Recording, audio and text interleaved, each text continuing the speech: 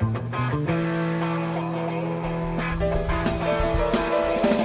afternoon, everybody. Welcome to the Trader Merlin Show. It is your Liberation Day, as Trump's been calling it. I know my zoom in is a little bit weird today, but Liberation Day.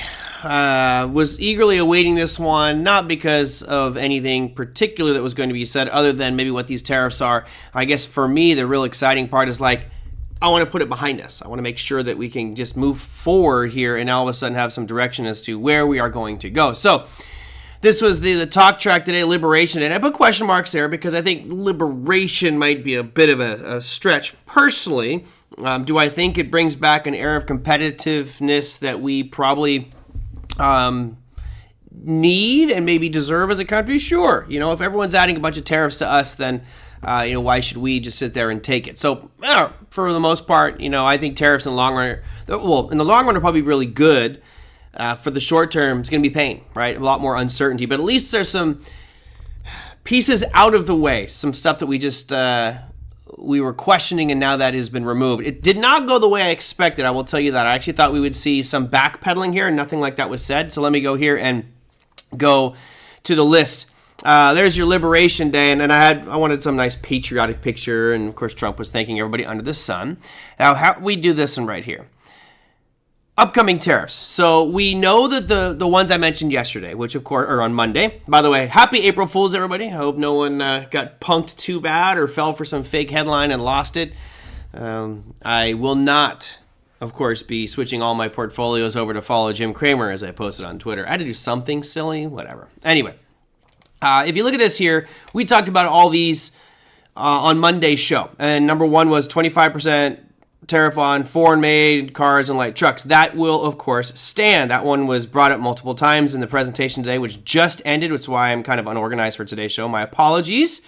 I wish I had more time to prep, but I wanted to watch that whole presentation with President Trump. Then you had, this one was not brought up. At least I didn't see it. I had to run upstairs to get the show going, but I did not see anything come up with any topics of 25% tariff on countries buying Venezuelan oil. That has been this kind of carrot that's been dangling there. Not sure if that one's going through or not, but there are other ones on this list. Now, agricultural imports. He actually did mention this, but I didn't see anything about what was being tariffed. I was really wanting absolute clarity here today as opposed to this kind of ambiguous, well, tariffs are coming. So this one is a little bit disappointing because, there's certainly opportunity for those of us who trade commodity futures. Granted, I don't trade a lot of, softs and corn, wheat, and soybeans and things like that. But I certainly would dip my hat in that ring if we had a big move in those commodities. Now, next on the list that we went over yesterday was the reciprocal tariffs. This is the big one, right? What do you call them, like the dirty 13 or the dirty 15?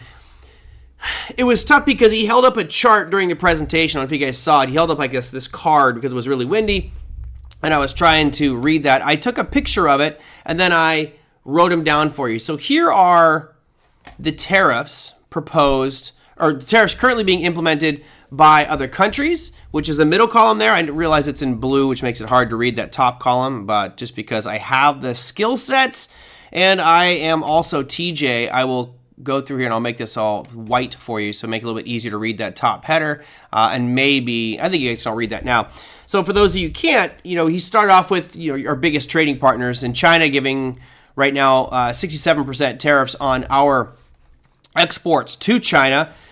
I was kind of surprised to see this. I did not hear this being discussed, but he said he was going to go a little bit lighter. Reciprocal tariff for me means tit for tat. In this case, it's not what we got here. You guys can see that China 67% tariffs, and I think that this is the cumulative combined of the overall tariffs. I'm sure some things are higher, some things are lower. Our reciprocal for China is going to be 34%, so just slightly less than a little bit more than half of what these countries are charging.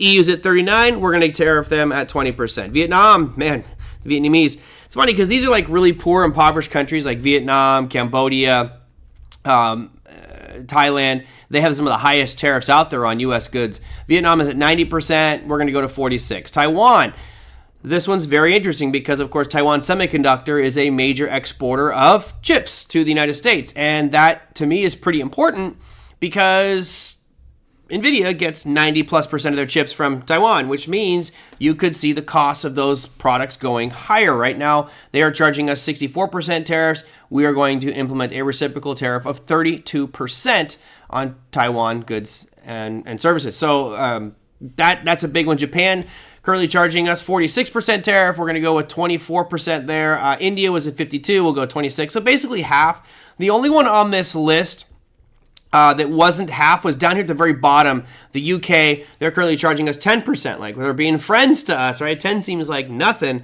Well, we're going to just do a 1-for-1 against the UK, and we're going 10% against those as well. So here's what I expected to have happen today. And I did a poll. Let me see if I can bring up that poll here while we talk. I was expecting during this press conference him to say things like, we're going to do this. Here's the actions. And then, this just came to me today that Canada has said that they will remove all tariffs if we remove all tariffs. This is huge. It's huge. Nothing like this has been done before. This is the first time we've ever seen. No one's ever seen anything like this, where Canada is going to remove all tariffs because of my administration, not because of Sleepy Joe. Right? The attacks, of course, can be flying over there. However, if Canada is going to say no tariffs on any goods and services, that I was surprised he didn't bring that up today, and I thought there might be some backpedaling. I thought there might be some repeal here and a little bit step and clarity, like, are we still going forward to 25% on Canada? Are we still going forward to 25% on Mexico? That was not very clear today, so I don't like that we still have this looming uncertainty, and I thought that he would backpedal, and I thought the markets would rejoice. Now, I did a poll, which I will share with you guys here, and if you haven't participated in it, go for it. I'm just curious what you guys think. There it is. And the poll was, after Trump's tariff speech today, markets will, look, only 37 votes. That's how pathetic I am on social media. But look at the interesting part here is I had 3 votes: skyrocket, collapse, and remain unchanged.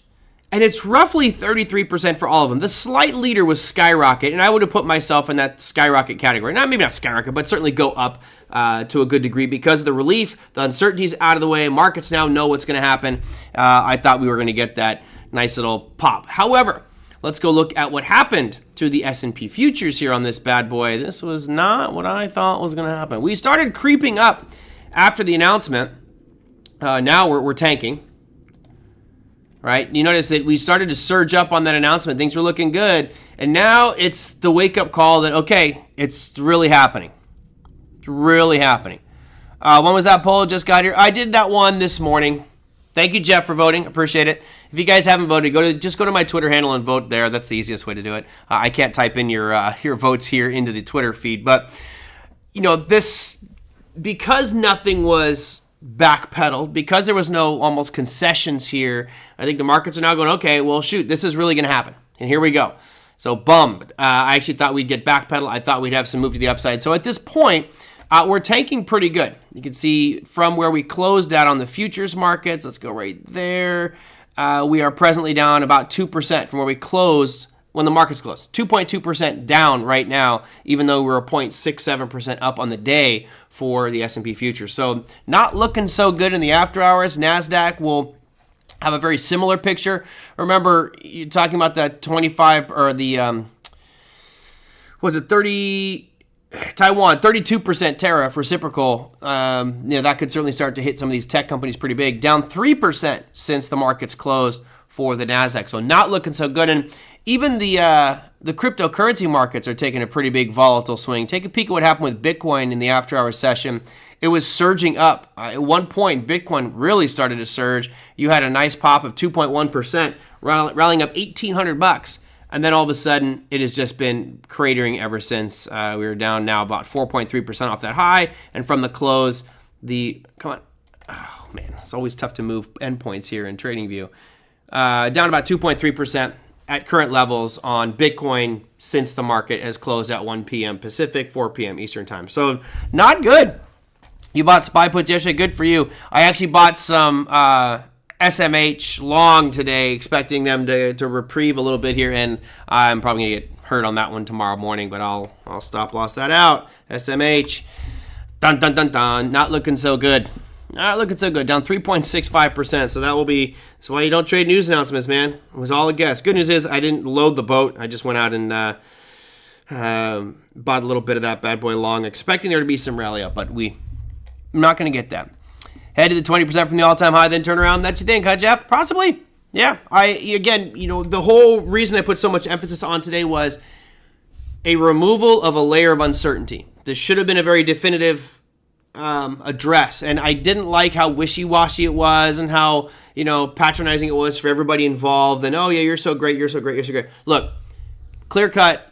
Here's what we're doing. We're tariffing this one, this one, this one, this one. Here's some tables so you guys can all use that as reference. I'm letting everybody know. Here's what we're doing for China, Mexico, Canada, and all these other countries. Here it is. Boom.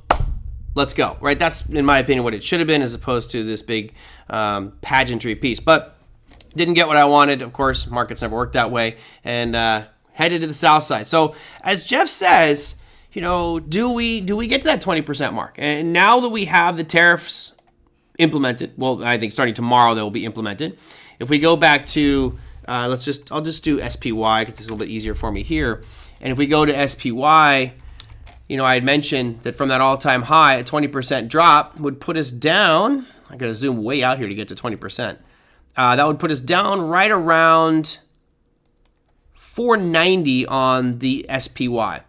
Right, and that's the picture that I had there explaining kind of what would happen when we get to 490. So let me put a line here on the screen at 490 so we can all see that one. I'll put it right there. And I'll make it nice and even at 490. Okay, so that is your 20% off the all-time high. It's exactly, I'll call it 490. If we get down to those levels, which could happen, I might have to move all this move here and move it forward a couple of months. But if it does get down to that, I certainly agree with Jeff. I think that there needs to be a bounce off of that, as typically happens when we get down to levels that are that low. Now, what could happen here is you'll get a couple little bounces as I've drawn out, and then once it finally breaks, it'll break back above to get all those bear traps, or it'll be a bear trap, and then it'll continue on down. So again, this is obviously thinking way out in the future here with regards to market direction.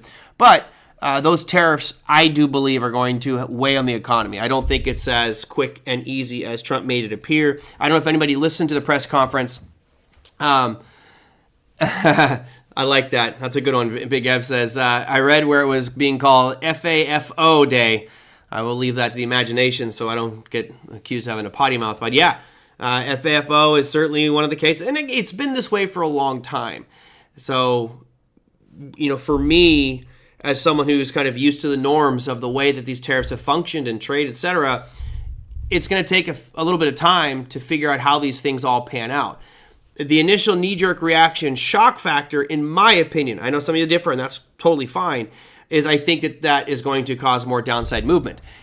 Down the road, if you go out 6 months or a year and we either resolve some of these tariff disputes or differences between us and other countries, or they escalate, some will get cleared up, some will escalate, that gives the markets more certainty. And ultimately, I think that if the line is drawn and Trump and his administration toe that line and play hardball, we are the biggest consumer in the world. We do have the power to hurt international economies by our actions. So if we toe that line long enough, eventually those countries will cave in, and that should, in the long run, be good for America. However, that could cause significant levels of inflation over the next year or so. I do believe that probably, give it 6-8 months, we should have most of it cleared up and things should be getting better. Let's hope. Who knows how crazy it could get. All right, what did you guys do? Does anyone know what he's going to do? Change his mind daily. You talking about Trump? Yeah, true. But look, the right thing to do is, since you've already played that hand, right? It's almost like in poker when if you don't have a hand, right, you're trying to bluff the table. You can't bluff the flop and then all of a sudden I just fold. If you're going to go for it, you got to keep going. And the good news here for the United States is just a position of power, not only military power, but economic power. And no offense to my friends in Vietnam and Cambodia and Thailand, but those economies don't have the power to withstand massive, let's just say, tariff implementation from the United States, or raising tariffs on the goods and services they export, right? You really could crush their economies. So at a quick, they'll probably cave at some point. Now, obviously Japan, a much more established economy, same with China, the EU, the UK. So some of those bigger countries, I do believe, have a bigger power position. But some of the smaller guys, I mean, you see here Cambodia, Malaysia, Indonesia, Thailand, I guess South Korea, still important, but Vietnam, those are the countries that you could probably bully around and push. What may happen, and again, I don't know what's going to happen. Let's say that we keep this course where we're at. I think that Trump will probably continue to push and wait to get what he wants. Ultimately, he's going to make money one way or the other, but it's about how does it hurt you and me? How does it hurt you and me as the citizens going forward? Any real news on trade talks with any of these countries? That I don't know, Margaret. I'm one of these people that doesn't really believe the news and what's going on, so I don't know what's being talked about. I'm pretty sure. I would assume, and we know what assuming does, but I would assume that he is in pretty active talks, particularly with the biggest trade partners. So that's going to be the China, EU, Vietnam, your real big guys. That probably is where most of the attention will be focused on those ones. But yeah, again, if you're Trump, it's pretty easy. You can just look at Thailand and just say, listen, you guys are charging us 52% tariff. We're charging you 26%. If you don't like it, you guys can reduce your tariffs and we'll reduce ours. Go to 0 and we'll take it away altogether. Let's just have no tariffs for any goods and services. Who's going to win that one? Probably going to be good for the United States. Long haul. Right? Be good for the long side. And that could actually help really significantly with inflation. Merlin, is this going to cause the U.S. going into a recession? Ooh, Chio. Oh, you got me. Let me get to that in just a second. That's a great question that I was actually prepared for today. I like it when I'm actually prepared for certain things. Most of the time I'm unprepared, as you guys as undoubtedly have seen. But let me create a new slide here, and I want to throw in something for you. It's a reference point that I want to share with everyone. So hold on a second as I build this out, because in that sense I was unprepared, but here we go. Okay, so let me go to your comments and questions here, and then I'm going to go to Chio talking about the recession question. Let's see. He says, we will feel the pain as well. Maybe not as much, but some. Without question, Steve, there's no way this is smooth sailing for everybody. This is not like anyone's going to come out of this as a clear victor right away. I think that, again, because of our power, we will most likely be the victor here because we have been abused by foreign countries. I mean, how is it possible that Japan can tax U.S. rice exports into their country by over 200%? I mean, come on, that's not fair. Yet we can just bring their rice in with nothing. Hey, you know what? What's good for the goose is good for the gander. I do agree with that. I think there should be some tariffs, but when you start talking about 50, 100%, 200% tariffs, this is ridiculous. So I think that there will be a period of time where you and I have to kind of feel out that, have we found the common ground here? Have we kind of hit that point where the shock factor of tariffs is out of the window? I think we'll get pain points for a little while, but as those tariff issues get resolved, I think the market will start to rebound from here, which may, over the time, create some positive opportunities for you and I. Problem is, people in those countries mostly live in poverty. I know, Steve, and especially those ones I mentioned, Cambodia, Vietnam, Thailand. Everybody thinks that Vietnam and Thailand are very poor.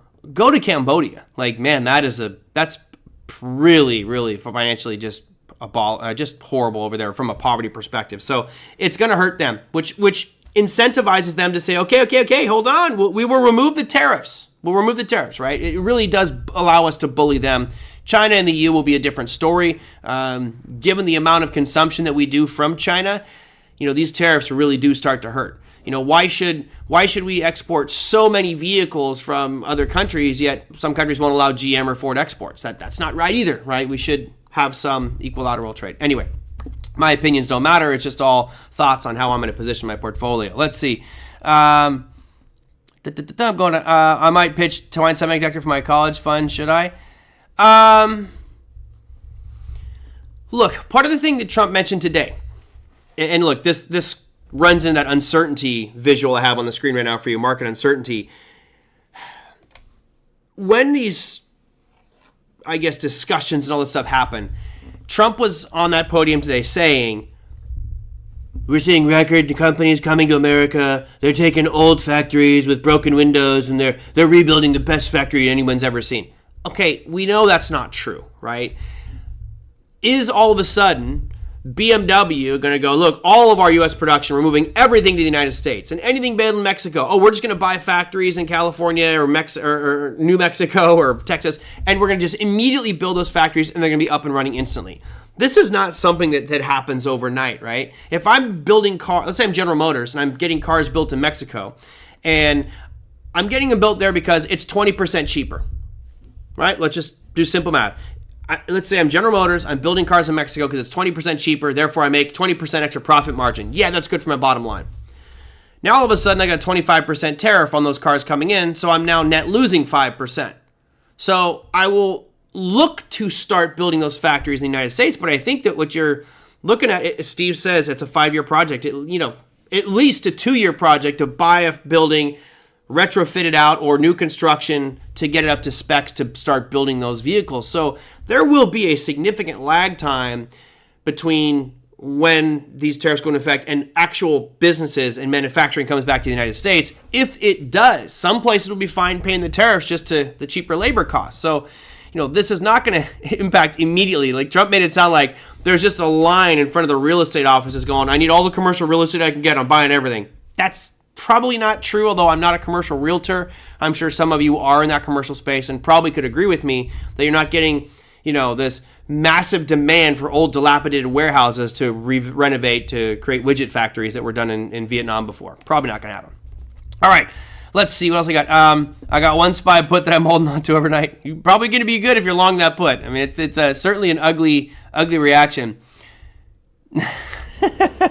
No, Big Ed, when I do the Trump impersonation, I get people that hate me for it. They think that I'm like attacking Trump. I am in a sense being a comedian, making fun of the way he speaks.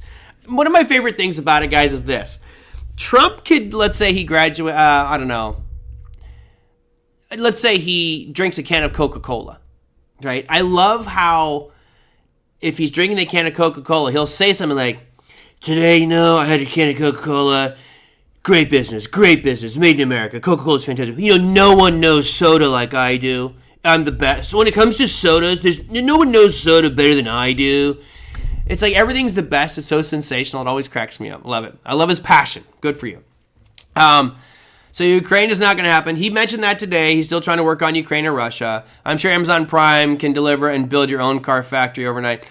Hey, you know what? Why don't we just get a Kia to move to America and just start building your own cars?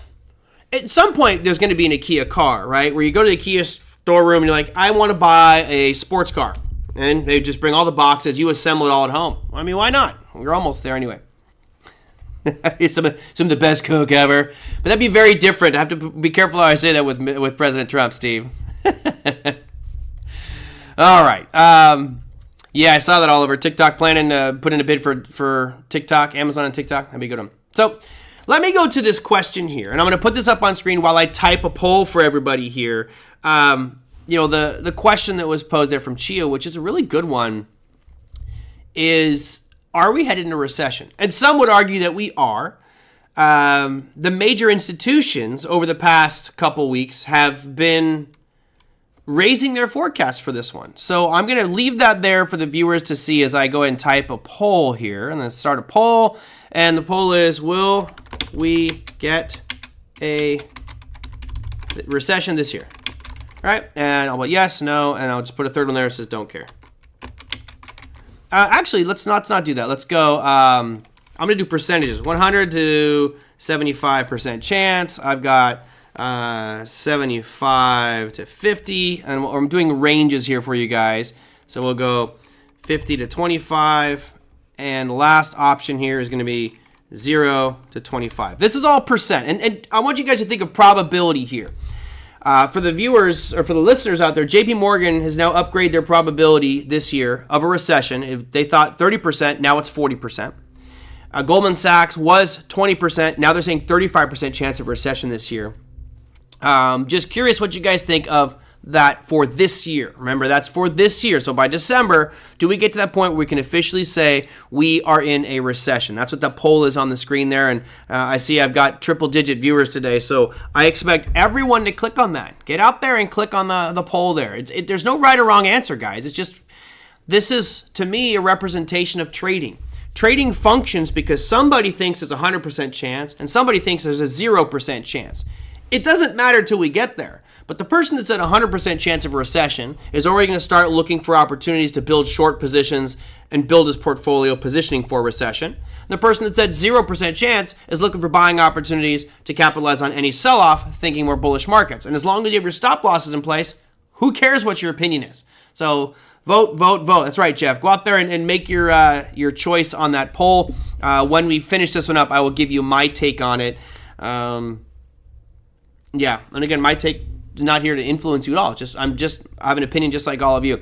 Did these two investment banks say why they raised their estimates for recession? I didn't get an in-depth explanation on that one, but it was tariff related and slowing growth. Tariff, slowing growth were the main things. If I look at the justification here for tariff, or for the, thank you, Chio. If I look at the justification, if I was an analyst, so let's say I run a hedge fund or I'm a financial analyst company, there are several things that cause me to believe that the recession is on its way. Number one is slowing growth. We have GDP estimates that are looking really bad. I don't know if you guys saw the latest from the Atlanta Fed GDP forecast. They dropped even worse. Remember last time we talked about it, it was 2.8%. Negative 2.8% was their GDP forecast. Let me see if I can bring this up for you. This is from them right now. Oh, there it is right there. I'll make this big. Check this out. This is their GDP estimate for Q1 of 2025. It was 2.8% decline. Now it's 3.7%. So clearly the GDPs the estimates, at least for Atlanta, are plummeting. Like really, that is not good to see a negative 3.7% GDP forecast. I'm like, oh shoot, that's really not a good thing. But remember, that's just the Atlanta Fed. There's several other regional Feds, which I'm sure would have differing opinions. But my justification for it would be certainly slowing growth. We are seeing GDP. The tariff, two things with tariffs. Not only the tariff war continuing, but the impacts of those tariffs on our GDP. And the verdict is still out on how it impacts the growth for exports or imports, right? I'm shrugging right now going, I don't know the exact impact, and I don't believe that anyone here has a clear idea of it either. So I've got slowing growth, I've got the tariff issues, and then I have this looming thing in my mind, which is maybe my Achilles heel, is AI and unemployment. AI, I think, is a great thing. I think that could actually boost bottom line financial numbers, but from an unemployment perspective, I think AI is significant. I'll give you an example. I was talking today to one of my coworkers, and they're talking about hiring a copywriter, and I was like, look, don't hire a copywriter. He's like, well, you have to have someone that really understands, calls to action and things like that. I got it. Trust me, I can prompt it to get you the best copywriting possible. I can even type in styles of the best copywriters in the world and have it mimic. He's like, yeah, but I was like, no, but it's $20 a month versus, $100,000 a year salary. So jobs will start to be replaced here. And to me, that's the big three concern. So that would be my, Margaret, that would be my take, but I didn't get a clear read on what their numbers were. So let me look at the results of this poll. I'll tell you right now, I'm in the 50 to 75% category. Let's see, what did you guys say? The results are in. And about half of you voted. Perfect. So the winners were, wow, interesting, 25 to 50%. So a third of you were in there. So less than half, or 30% said there's less than a 50% chance of a recession. I'm in the 50 to 75 camp, thinking I'm pretty sure there's going to be a recession. I would actually say I'm closer to that 75% mark. And 14% of you said 75 to 100% chance, and 18% said 0 to 25. So there's your bell curve, right? It's actually pretty well drawn out. Yeah, total, Jeff, very split, right? That's why trading works. Some of you think recession, some of you think bullish market. And again, it doesn't really matter, right? What matters is you put your money where your mouth is, where you believe through your analysis. And if you're wrong, admit that you're wrong and move on. Yep. Yeah, I guess, Jeff, there's just no clear verdict on it, right? Which makes this year exciting. I will say it does make this year exciting. Honestly, this has been a really good year for me so far because of the volatility, and I'm not going to complain. It's clear as mud. Yep, ChatGPT-4 does everything except French fries. I'll tell you, Fury, and you know what's even better than ChatGPT, at least from my recent experiences, is Grok. Grok is, remember, Elon Musk hates Sam Altman. Right now, Elon Musk's vision is, I want Grok, which is free, to be better than ChatGPT, to shut it down, to take away customers. And if Grok keeps doing what it's doing, I am going to cancel my ChatGPT subscription. There are certain things I love about ChatGPT, guys. It is really, as a workload productivity machine, every single person here should be using it. It is, without question, a massive time saver for me. Okay, so there we go. That's just uncertainty, volatility. Yep, right, Chris? And, you know, I could complain about the uncertainty and volatility, which I do complain about uncertainty. I like when things are just smooth sail and easy road. But the volatility creates exceptional options premium, and I've been doing a lot more options selling because of it. You know, I put this week alone, I put an NVIDIA 100 put on, not an NVIDIA, I put a bunch of NVIDIA 100 puts on. My MicroStrategy puts or calls are massive premium. SMCI as well. There's just a lot of really good premium out there on these markets, and I don't think that's going to stop anytime soon. Yep, I'm with you, Lisa. I use both of them. And you know what I have not used? I have not used Anthropic's Claude. I've heard really good things about Anthropic, but right now most of my stuff I do with ChatGPT because I'm so used to it. For those that use ChatGPT, what makes it really nice is you have a history of all of your conversations. And I segment my conversations based off of analysis. So if let's say I'm doing one on cooking recipes, I have a tab. It knows what that conversation was and it keeps it. Grok doesn't do that yet. I actually sent in a suggestion to try to keep the threads and subgroupings of conversations. I think I really like that feature a lot. Marcus, I mostly care that my levels or zones work well. A pure chart. Yep, I'm with you too. The hard part, Margaret, is to separate that because I do get. I'm not going to say I get emotional, but I do get the I guess the ebb and flow of positive and negative sentiment based off of the information that I'm absorbing, which is one of the reasons I love doing this show, because I can convey my points of view with you, and sometimes you guys will present me with things that changes my perspective, which is fine. What's the easiest thing to do? Just look at the chart, right? Just look at that chart. Today I took a bit of a gamble on that overnight, and I'm probably gonna pay for that tomorrow. We'll see what ultimately happens there, but it's okay. Let's see. All right, where was I? Funny, I was thinking today while using Grok that I wish they had those tabs. Yep, totally, Lisa. Okay, actually, and for those that haven't used it or thinking about ChatGPT, here's one thing I think that you want to use for ChatGPT. If you say, write me an article on, I don't know, the best way to train a German Shepherd, right? I could write that. Because I have a German Shepherd, I trained him, and he's one of the most obedient, well-trained dogs you've ever met in your life. I could write that, but that would take me, I don't know, depending on how long, let's say a 1,000-word essay, might take me an hour or two to really put some thought into it and get some good content. Meanwhile, I could ask ChatGPT, write me an article on how to train a German Shepherd, and it's going to give it 10 seconds. The whole article comes out, but it sounds robotic. It doesn't sound exactly right. So what I have done is I have uploaded Trader Merlin shows, articles I've written for Bar Chart and other companies. So I uploaded a bunch of my articles that I wrote 100%, and these shows where I'm conveying my talk style, my sarcasm, my rudeness, my whatever, flamboyance, if you want to call it that. And I uploaded that to ChatGPT. And I said, learn my speaking style and my writing style. And now I can say, in my tone of voice, write me an article on how to train a German Shepherd. And I will tell you, it's like 95% exactly what I would have written. It is pretty amazing what that can do. So if you haven't done it yet, train a language model, in this case ChatGPT, to learn your voice. Now what I want to do is I want to find out if there's a way to train Grok to learn my train of thought, my voice, etc., and then write articles. It is Margaret, absolute game changer. And when you do it, for those of you who go and decide to do this, let me know. I would love to see your Pepsi challenge. Pick a topic and in your mind, think how you would explain it, but ask your AI agent just to write it for you without any training. Then train the model and ask it to write in your voice. You'll be shocked. I mean, I was sending out my resumes all over the place. And I hate writing cover letters. I'm not good at it. There's certain things I'm really good at. Writing a cover letter and promoting myself is not one of them. So I went to ChatGPT and I said, in my tone of voice, write a cover letter for this position and really focus on these strengths of my resume. And I fed my resume in there. And in 10 seconds, a great cover letter written like I would have written it, with my attitude, my style, my personality, because I want that to come through in the cover letter. So anyway, we're totally off topic here, but I would highly encourage you guys to train a language model, especially for those of you that do a lot of writing.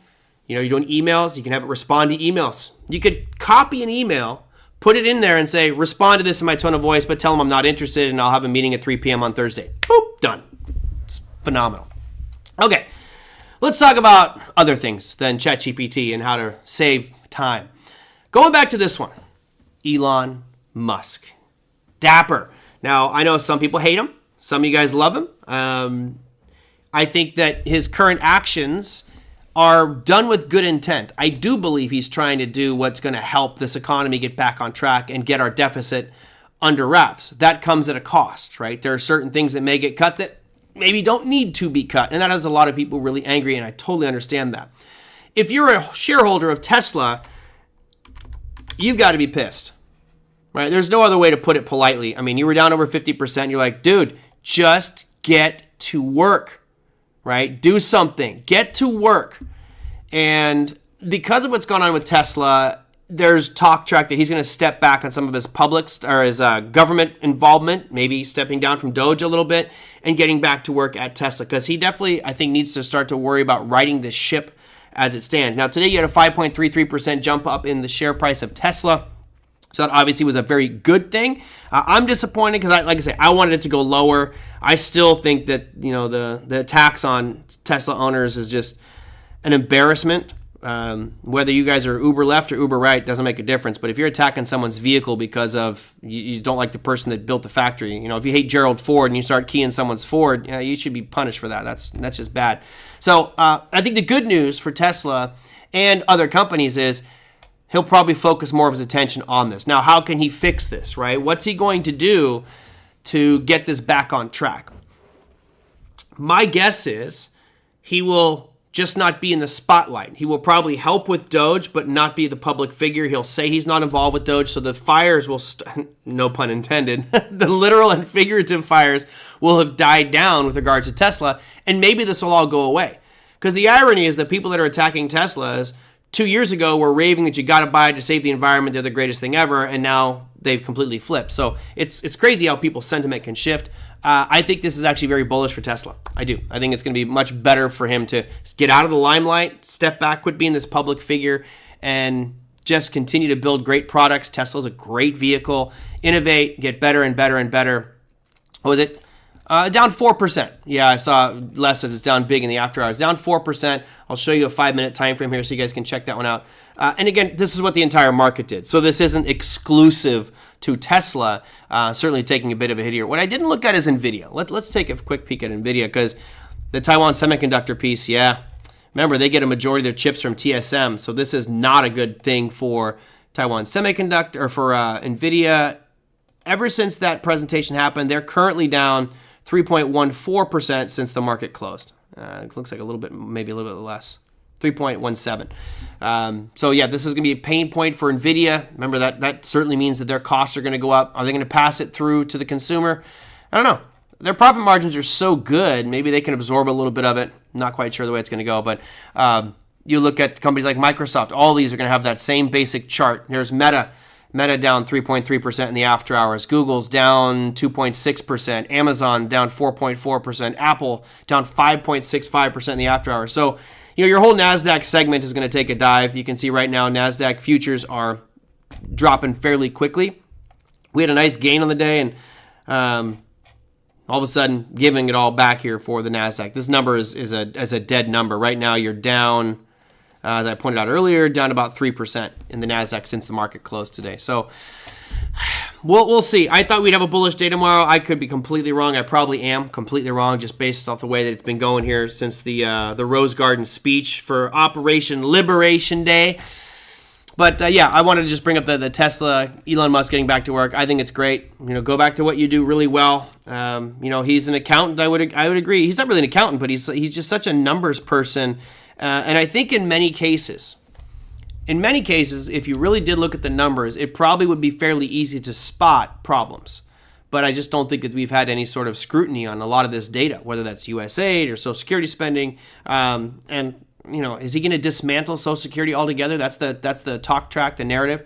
No, he's not going to dismantle it. He's trying to fix the holes that are draining Social Security faster than it should be drained. People improperly using Social Security. Anyway, how about we approach trading for tomorrow? Okay, better question, Les. How might we approach it? You guys type in the chat. What do you think? How might we approach trading tomorrow? I got 18 minutes left, so we'll just go to a little bit of an XLT light, I guess, here.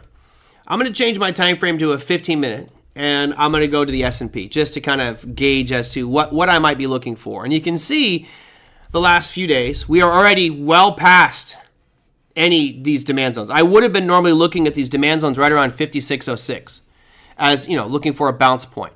I think that the market is probably going to have an oversold reaction tomorrow. I think we'll probably see it sell off significantly. And then I'd be looking for just turning points, significant turning points. And there's really only one at this moment that looks like a tasty turning point. And that's right at this low that we established here let me go zoom in here. Sorry for the scrolling. I apologize. I know it's annoying. That's this low we established on Monday. That low point being, let me drag this, get a line exactly on it so you guys can see the exact number. That low point being 55.33, right? So 55.33 is that low point on the S&P futures, goes back to that Monday low. Will that hold? Maybe. That's just a logical stop because it's already blown through all the other ones.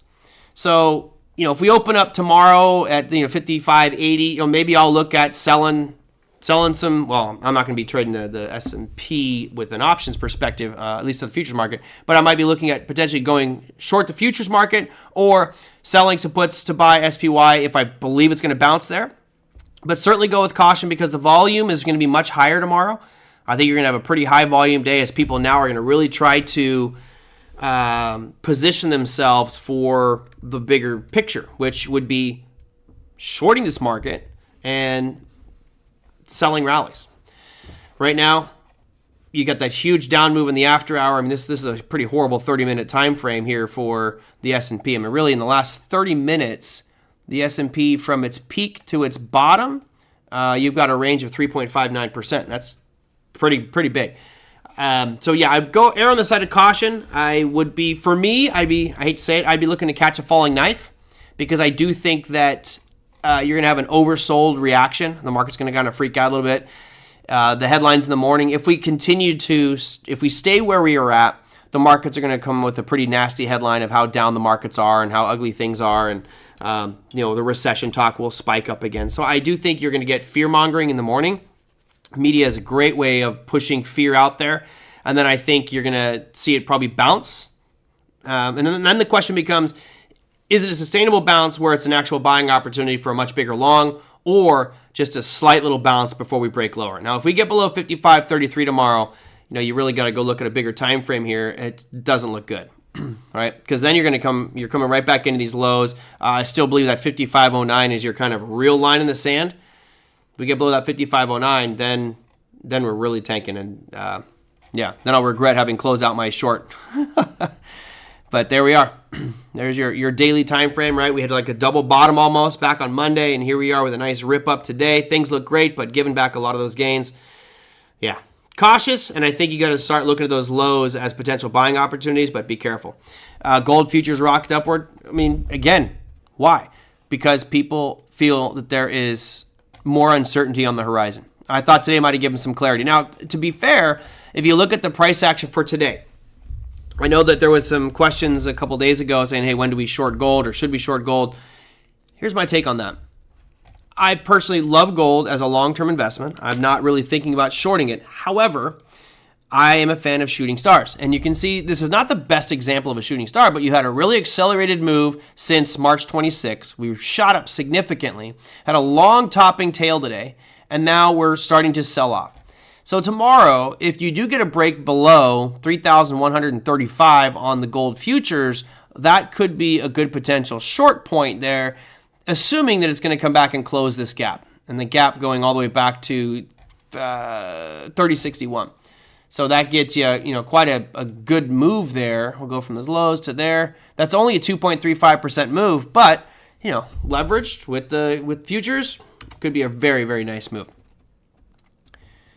Could I tell you how to avoid the wash sale rule? Well, you could trade futures products, which avoids the wash sale rule, or you could establish yourself as a trader with your CPA or with the IRS. Establish trader status, and then you don't have to worry about wash sale rule. I have trader status, so I don't really worry about wash sale. Or as Big Ev says, you wait 30 days before you take a loss in the same stock. There you go. Or a gain. So if you lose on something, wait 30 days. But trade futures, easiest way. Number 2, just establish yourself as a trader. And there's certain requirements like how often you trade, how much of your income it comes from trading, etc. But yeah, you can talk to your CPA about that one. Gio, I was like, wait, Gio, I've met you. You're not 26. I thought you said you were 26. I'm like, wow, okay. Not what I would have guessed. What else do we have? So I was in a couple trades this week or was it this and last week on XLE, and that one has been rather interesting because you have the shooting star formation, which it looks just like what we have on gold. It sold off for 2 days. To me, it was just a one-day trade, which was nice. Now we're back up in the middle of that zone. Kind of curious whether it holds or we get a breakout to the upside. But a lot of these ETFs here, I'll sort by biggest gainer. Consumer discretionary today, doing very well, which I was kind of surprised. You would think that would hurt consumer discretionary, having more tariffs. In the after hours, it's down 3.7%, so it ultimately is going to hurt it. Building materials, that's also down 2.48 since the market closed. I'm reading the numbers since market closed just to give you an idea of what's been happening because it looks great. Every one of our 13 S&P sector ETFs was up on the day. Every one of them. Right now, building materials in the after hour down 2.48. Financials down 2.47. Technology down 3.59. Healthcare down 1.1%. You've got utilities, which usually does okay in tough times, down 0.92%. And real estate down 1.78. So pretty bad. Wash sale rule is a rule in place where if you take a loss, you can't take a loss and then have a gain and jump right back into a trade going the opposite direction. Because what happens is people would sell for a loss, take the write-off, and then buy right back in and capitalize on the gain. It's a wash sale rule. People were doing it for tax purposes, a little loophole there. And now they're saying, well, if you take a loss on something, you can't jump right back in and make that same trade and get the gain on it in the next 30 days. No tariffs for Bitcoin. Well, Bitcoin looking pretty ugly. Didn't like the way it responded to it today. I thought we were actually going to do much better on the overall Bitcoin price chart. A lot of cryptocurrency was performing well today before it just got smacked. Ripple was doing okay. I'll look at the top of the list here. EOS, which is one that I no longer own, that was taken away from me. It was lost at Celsius, unfortunately, because I had a real big, I had a lot of EOS. But you had Stellar Monero today, which is a privacy coin. You had Litecoin doing okay, but now all of a sudden they've all turned into negative territory because of the tariff talk and all that stuff. So let's look at economic announcements and kind of get towards the tail end of the show. For your second for today, really, as we know, everything was all about President Trump. However, the ADP non-farm employment change, I think, was a really good one, like really good. And the reason I think it was really good is we were at 79,000 jobs last night. Now it's at 84, so I don't know where they keep modifying these numbers. But the expectation was we're going to jump to 118,000. Why is this important? Well, because it shows more jobs being created. Now, we came out at 155. And I know this chart looks terrible because of COVID, so let me zoom into the most recent data.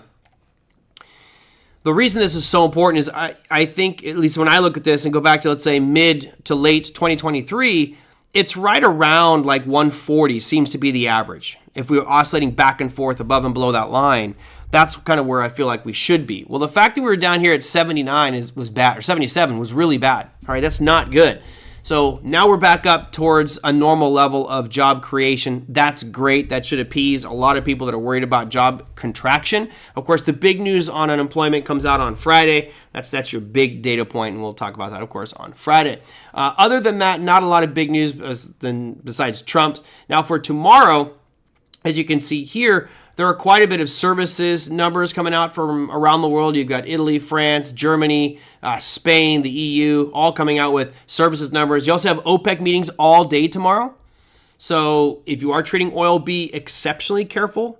For the U.S., you have ISM services, PMI, natural gas stores. So for those of you trading UNG, which has also been on a pretty big roller coaster, you have unemployment claims, which is a normal one. That's expected to go up just a little bit, but it's a quiet day Thursday, really, compared to what we see on our Friday session. And then on the earnings front, there's not a lot going on. Today, if you click on today's announcements here, you can see we got Restoration Hardware, which, let's go here to market cap.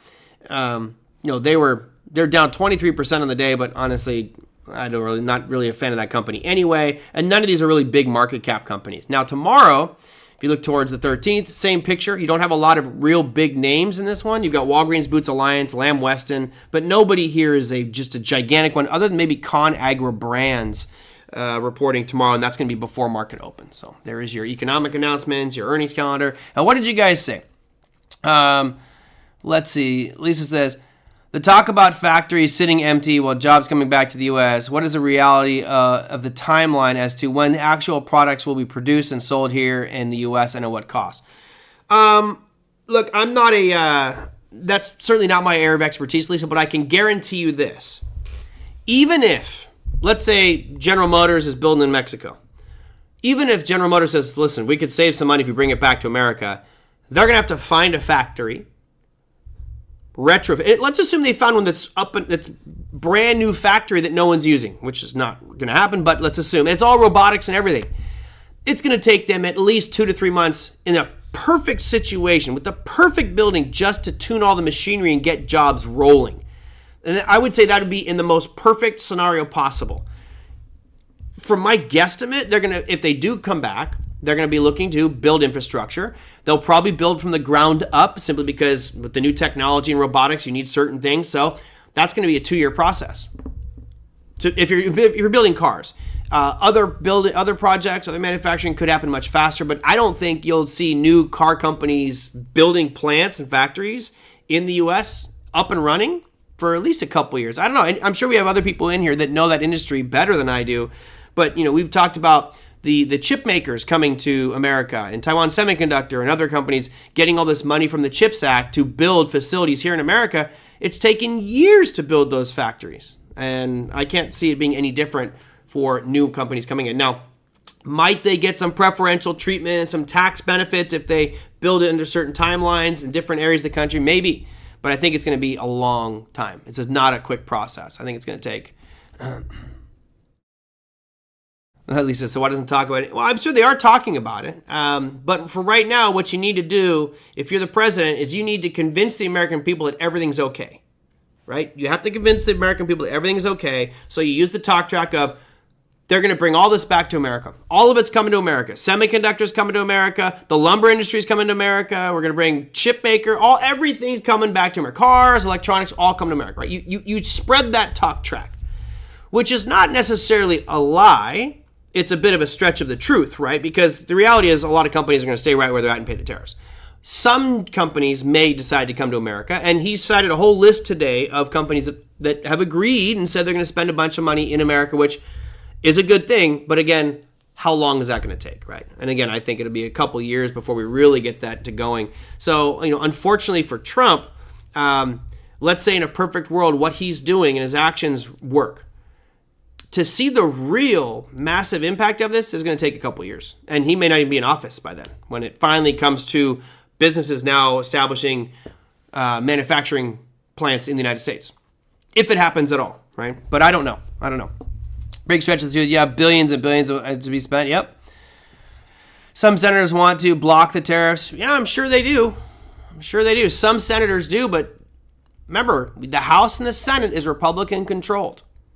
So he can resist all you want.